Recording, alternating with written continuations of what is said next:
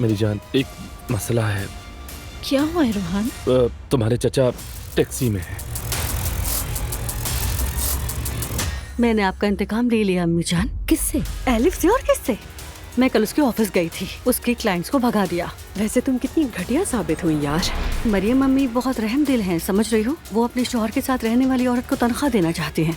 ये लो और निकल जाओ यहाँ से। मुझे शौक भी नहीं है इस गंदगी में रुकने का। अभी इन पैसों को रखो, तुम्हारा हक है इस पर।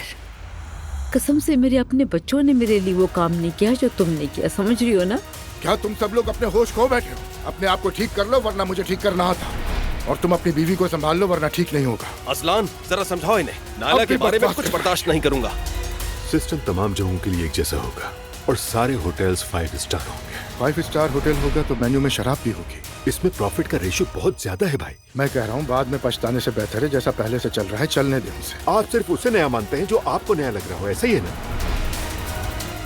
ये सब करके तुम मेरे हिस्से का इंतकाम लोगी? शायद वक्त की यही मर्जी है।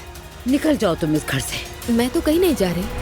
अगर किसी को इस घर से निकलना चाहिए तो वो आप हैं, क्योंकि आपसे इस घर की सरबराह मैं हूँ।